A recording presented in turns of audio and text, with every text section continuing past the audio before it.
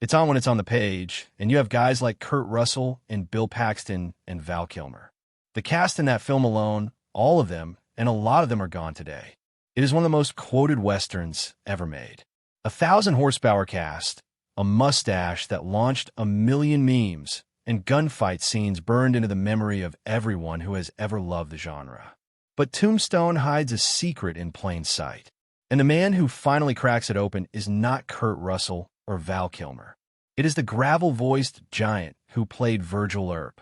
Because Sam Elliott knew something about how this movie was really made and who was really calling the shots behind the camera that most fans have never pieced together. And once you understand what he was fighting to protect on that set, what he read in those original pages, and what he watched disappear one cut at a time, you will never watch Tombstone the same way again. The movie that should have fallen apart. Before we get to what Sam Elliott knew, you have to understand just how close Tombstone came to never existing at all. In 1993, the Western was supposed to be dead. The genre that had defined Hollywood for half a century and had given the world John Wayne, Clint Eastwood, and a moral language that shaped how Americans understood heroism had faded into nostalgia. Studios were not interested. Audiences had apparently moved on. The conventional wisdom inside the industry was that nobody wanted to watch men in hats and spurs anymore. And into that graveyard walked a screenwriter named Kevin Jarre, the man who had written the Oscar-winning Civil War epic Glory, one of the most emotionally serious and historically grounded war films Hollywood had produced in decades. Jarre had spent years researching the events surrounding Wyatt Earp, Doc Holliday, and the gunfight at the OK Corral. What he produced was a Tombstone script so rich, so sprawling, so dense with historical texture and human complexity that it accomplished something almost nobody believed was still possible. It lured an absolutely staggering cast back into the saddle. Kurt Russell as Wyatt Earp, the lawman trying to leave his past behind.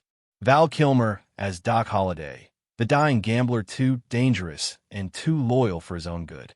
Sam Elliott as Virgil, the older Earp brother whose moral seriousness is the conscience of the family. Bill Paxton as Morgan, the youngest Earp, the one who pays the highest price. Powers Booth as the menacing Curly Bill Brocious. Michael Biehn as the cold-eyed Johnny Ringo. Stephen Lang as the volcanic Ike Clanton. Billy Bob Thornton in a supporting role. And the legendary voice of Robert Mitchum himself providing the film's narration. A detail that gave the production an immediate gravity and authority that no amount of marketing could have manufactured. This was not just a Western. This was the Western. Everyone who signed on believed they were walking into something genuinely historic. And here is a detail that most people who love this film have never encountered. Kevin Jarre was not just the writer on Tombstone. He was supposed to direct it. This was going to be his directorial debut, the natural extension of the creative ownership he had built into every page of the screenplay. Jarre's obsession with authenticity was absolute and total in a way that went beyond normal period filmmaking. He demanded that the entire principal cast grow real period mustaches, styled and waxed precisely the way men of the 1880s American Southwest actually wore them, with the ends carefully curled in the fashion of the era. This was not a minor costume note or a casual suggestion. It was a requirement, and the actors took it seriously. They tended their facial hair with a kind of competitive pride, treating their mustaches as visible evidence of their commitment to Jarre's vision and to each other. Sam Elliott, who already possessed one of the most celebrated mustaches in Hollywood history, understood this instinct completely. The cast was not just preparing for a movie. They were preparing for what they believed would be the definitive cinematic account of one of the most mythologized events in American Western history. It was a disaster. Kevin Jarre was a writer of genuine brilliance.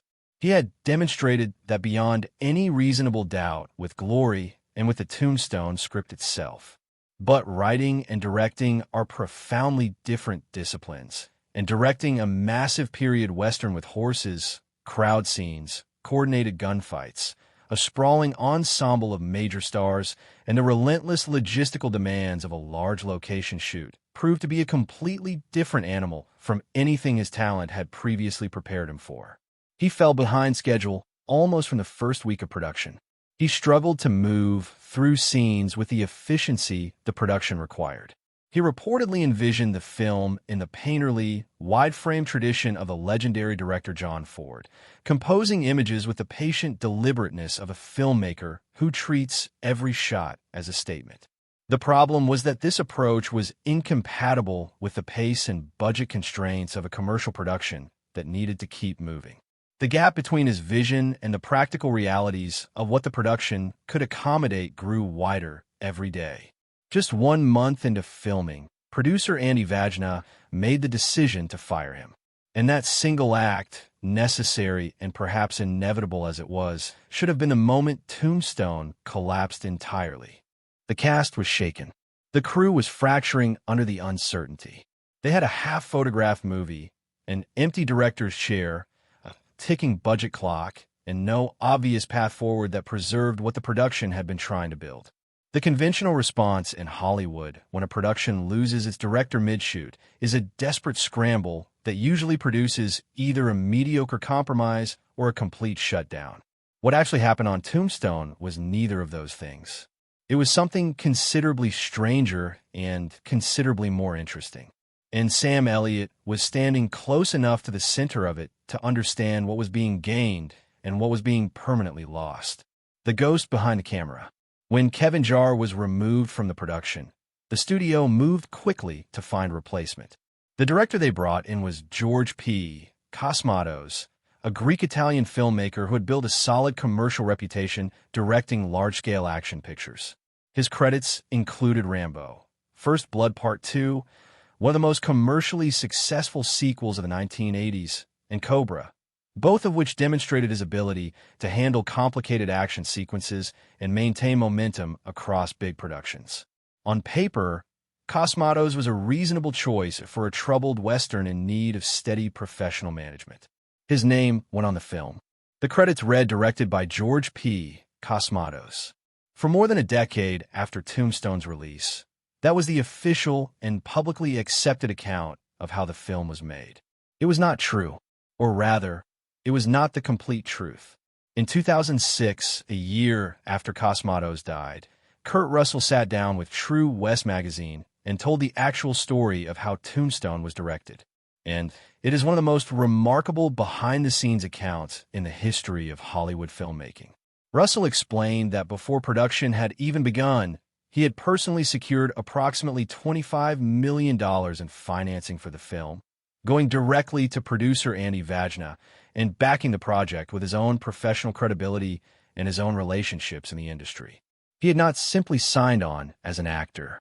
He had positioned himself as a financial guarantor of the production's viability. When Jarre was fired and the production faced collapse, the producers turned to Russell and asked him to take over directing responsibilities completely informally. Russell declined the credit. He had no interest in being publicly identified as the director of Tombstone.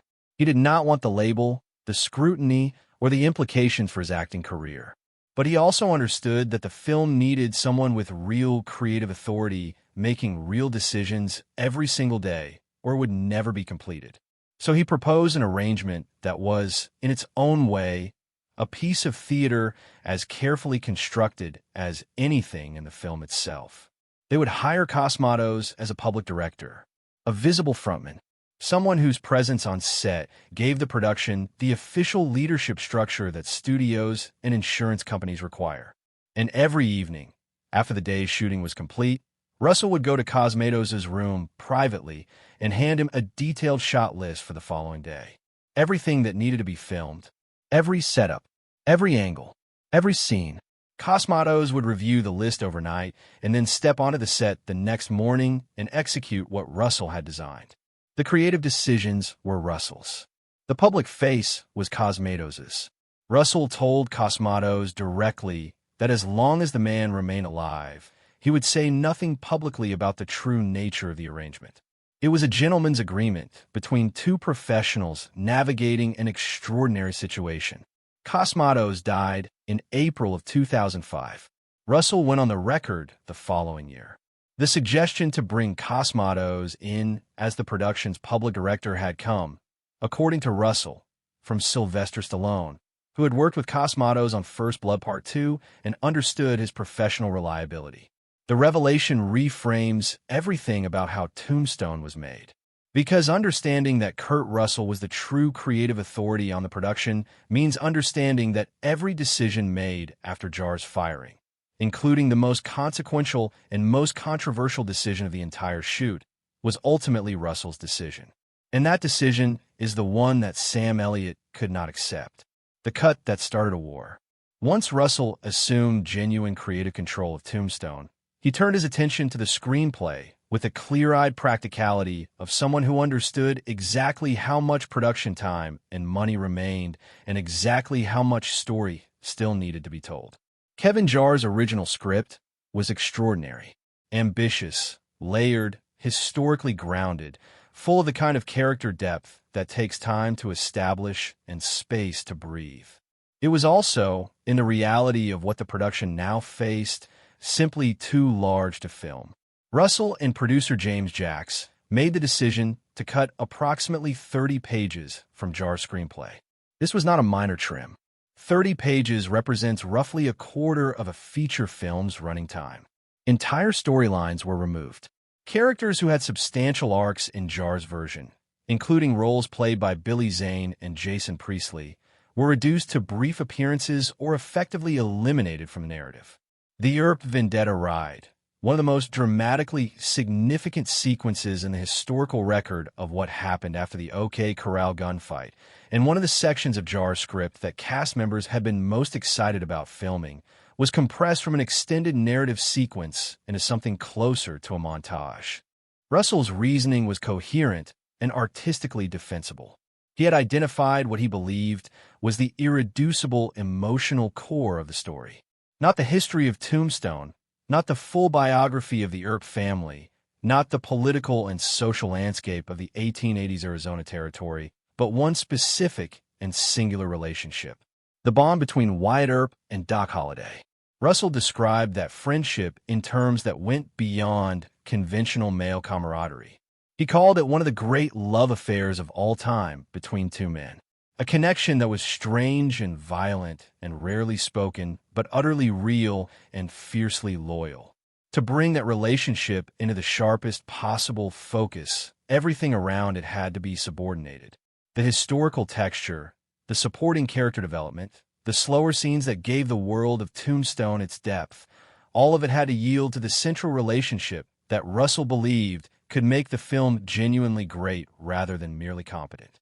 What distinguished Russell's approach and gave it a moral seriousness that pure commercial calculation would not have produced was that he applied the same ruthless standard to his own role. He did not protect the Wyatt Earp character from the cutting process.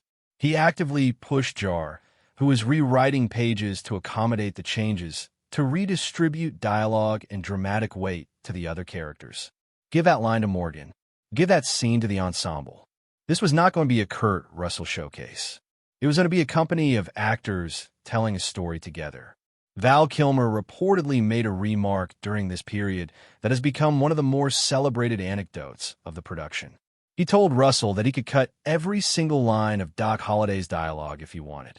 Because Kilmer knew, with the confidence of an actor who understood exactly what he was doing with the role, that he would steal every scene he appeared in regardless of how many words he was given. The little silver cup, the drawn-out drawl, the physical ease of a man so comfortable with mortality that he finds the whole business faintly amusing. None of that required dialogue. The cast accepted the new reality of a leaner, faster, more focused Tombstone. Powers Booth accepted it. Bill Paxton accepted it. The ensemble that had signed on for Jar's sprawling epic made peace with the stripped-down version Russell was constructing in its place. Everyone cooperated with the great trimming of Tombstone. Everyone except one man. And what that man said when he drew his line has never been forgotten by anyone who was present to hear it. If you cut a word, I'll kill you. Sam Elliott's role in Tombstone was Virgil Earp, the oldest of the three brothers, the one who has already paid the price for wearing a badge in violent places, and who does it again in Tombstone out of a combination of duty, family loyalty, and a deep and genuinely held belief that law is the thing that separates civilization from chaos. Virgil is the moral weight of the Earp family, the one who takes the consequences most directly and most physically. He is shot and crippled during the violence that follows the OK Corral, and he carries that damage with a dignity that is one of the film's quieter and more affecting elements. Sam Elliott brought to that role everything the character required. The physical presence, the vocal authority, the quality of a man who has lived enough life to understand exactly what he is choosing and what it will cost him. When the cutting began and the pages started disappearing from Jar's script, Sam Elliott made his position clear in language that left no room for interpretation. According to the accounts that have circulated from people who were present on the production, Elliott issued a warning to the people making decisions about the screenplay. He told them that if they cut a single word of his dialogue, he would kill them. He was, by all accounts, the only member of the principal cast who drew that line and held it without qualification. The threat could be read as the kind of theatrical hyperbole that actors sometimes deploy on tense productions, the gruff, professional equivalent of a warning shot. But everyone who heard it understood that the feeling behind it was completely genuine. This was not posturing. This was a man who had read something extraordinary and who understood with precise clarity what was being destroyed. Sam Elliott had read Kevin Jar's original Tombstone screenplay in its complete and uncut form. And in a 1993 interview with Entertainment Weekly, conducted while the film was still freshly released and the experience of making it was immediate and unprocessed, he said plainly that it was one of the best screenplays he had ever read in his career. He then said something that stops every serious Tombstone fan cold when they encounter it for the first time.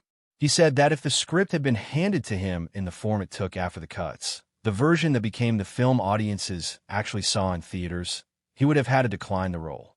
He would not have made the movie.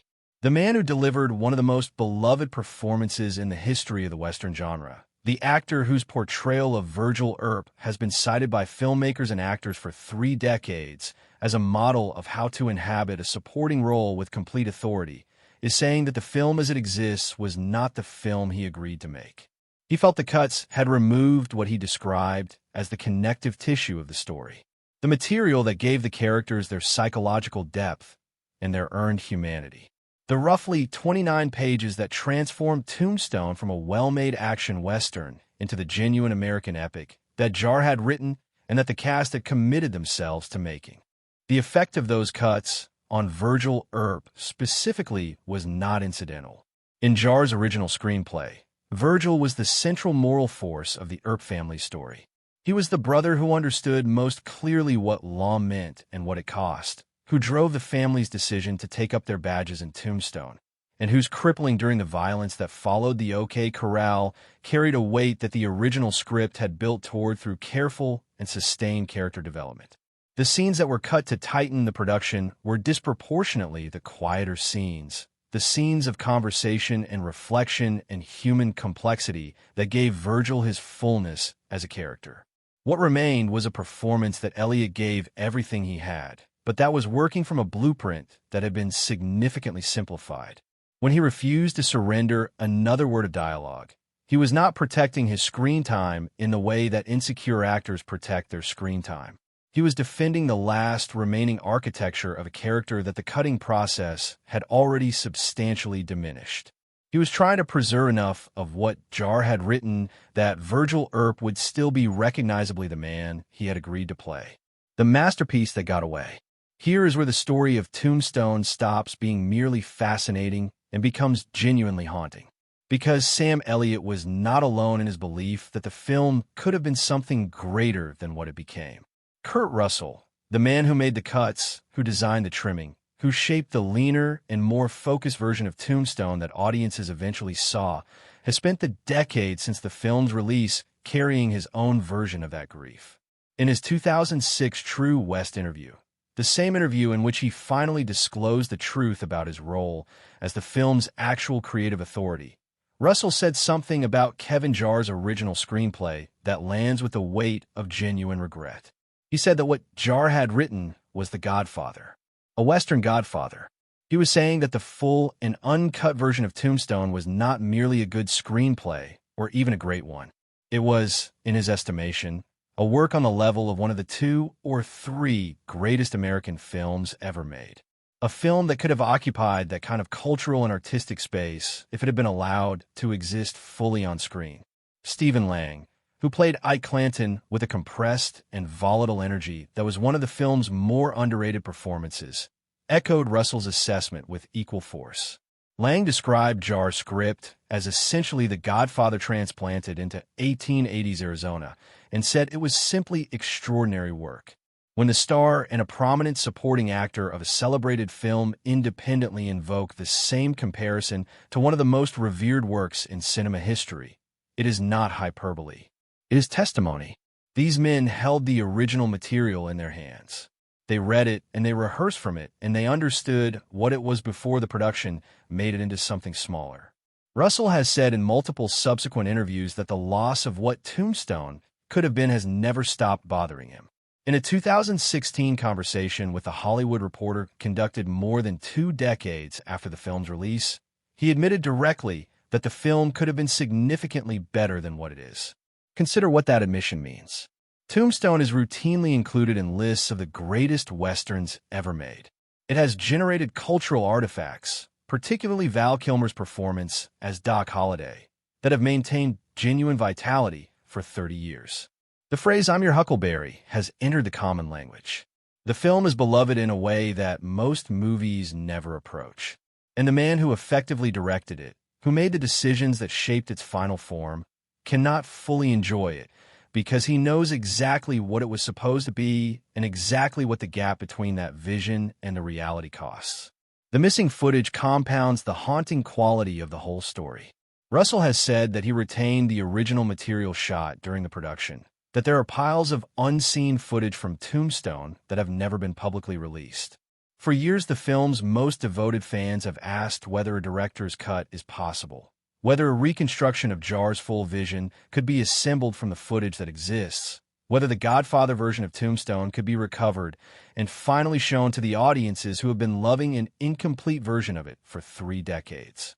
Russell has suggested in interviews that it is something he thinks about, that he would need to revisit his notes and the original script, that he even knows where the last scene he wrote ended up, a hospital scene between Wyatt and Doc that he composed himself, and that captures something essential about the relationship at the heart of the story. But the reconstruction has never happened.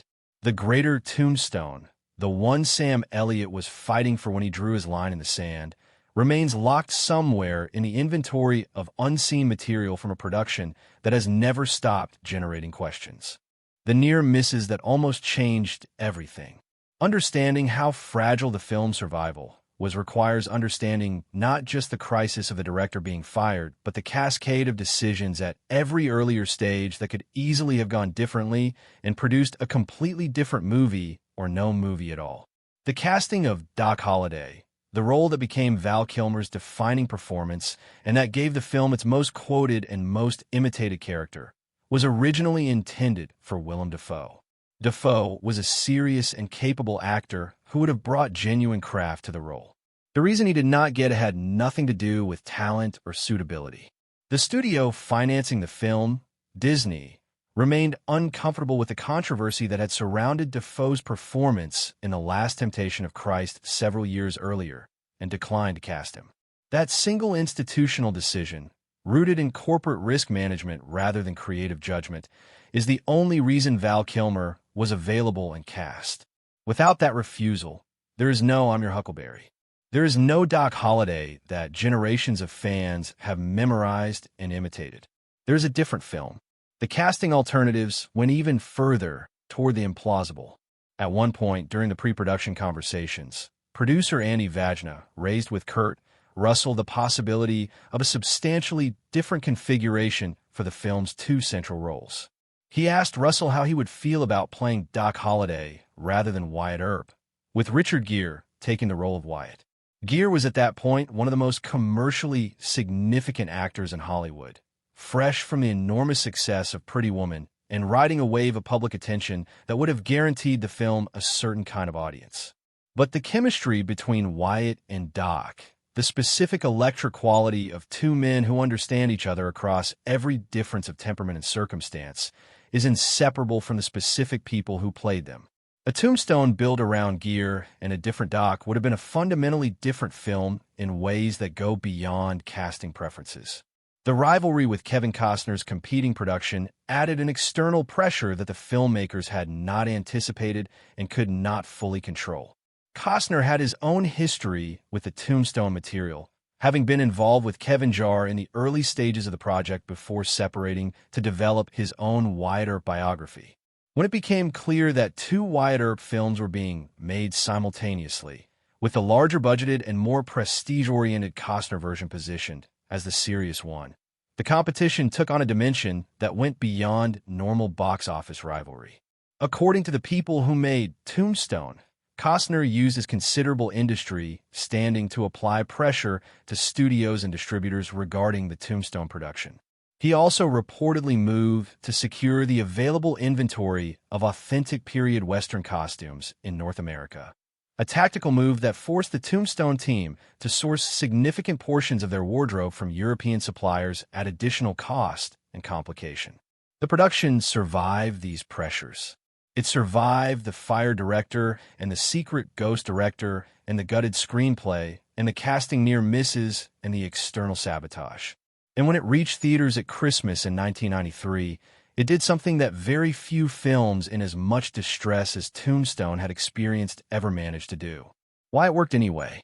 Tombstone opened in December of 1993 without the critical fanfare or the prestige positioning of a major awards season contender. It was marketed as an entertainment, a genre picture, a star-driven action western. It grossed over $73 million at the domestic box office, becoming one of the most commercially successful westerns of the modern era. Its home video performance extended its audience significantly beyond its theatrical run.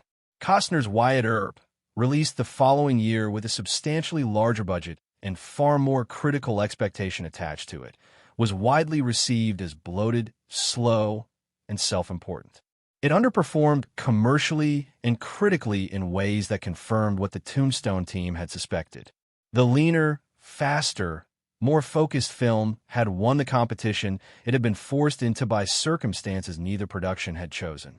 The central irony of Tombstone's story is painful and precise. The cuts that Sam Elliott hated, the 29 pages that he believed had been torn from the soul of the film, the connective tissue he had fought to preserve and ultimately failed to protect, may be exactly the reason the film worked as well as it did commercially and the reason it has endured as a cultural object for 30 years. Kurt Russell's instinct to strip the production down to its essential emotional core, to focus everything on the bond between Wyatt and Doc, and let everything else serve that relationship, gave audiences a film that moved with a momentum and a quotability that Jarre's fuller and richer version might not have achieved. The Godfather of Westerns might have been a 3-hour film that critics admired and audiences found demanding. The Tombstone that actually exists is a film that people watch repeatedly, quote, constantly, and introduce to their children. So who was right in the invisible war that was fought on that Arizona set between the man cutting the pages and the man refusing to surrender his lines? The answer is that both of them were right, and that the rightness of each position does not cancel the other out. Kurt Russell was right that the film needed to be shaped into something an audience could fall in love with in a single sitting, that the sprawling ambition of Jarre's original had to be focused into something propulsive and immediate. Without that focusing, there is a genuine possibility that Tombstone becomes an expensive, well-intentioned failure that nobody remembers. Sam Elliott was right that something real and valuable and irreplaceable was lost in the cutting. That the 29 pages contained material that would have made the characters fuller, the world richer, and the film's emotional impact more sustained and more profound. That what audiences fell in love with in 1993 and have kept loving ever since is a magnificent fragment of what the film was designed to be. And that is what Sam Elliott understood with a clarity that none of his castmates were willing to articulate as directly. He had held Jarre's complete vision in his hands. He had read the scenes that gave Virgil his depth and his earned tragedy. He had understood what the complete Tombstone was reaching for and what it could have achieved. And he watched it being dismantled page by page with the specific grief of someone who knows exactly what is being destroyed and cannot stop it. When you watch Tombstone now, in any of the countless formats, and on any of the countless screens where it continues to find new audiences, you are watching a film that is both complete in itself and permanently haunted by its own missing pieces. Every great line is a survivor of a process that could easily have eliminated it. Every scene that moves you is a fragment of a larger architecture that was never fully built. Sam Elliott did not just play Virgil Earp with the authority and gravity that the role demanded. He was the one voice on that set who refused to pretend that what was being lost did not matter, who fought for the words and the pages and the connective tissue of Kevin Jarre's vision with the stubbornness of someone who understood that once those pages were gone, they were gone for good. In doing so, he preserved what he could and mourned what he could not. And he left behind the biggest and most enduring secret that Tombstone contains: that the greatest Western of its era is also one of the greatest films that was never fully allowed to exist. If you like this, hit like and subscribe, and make sure to check out our other videos.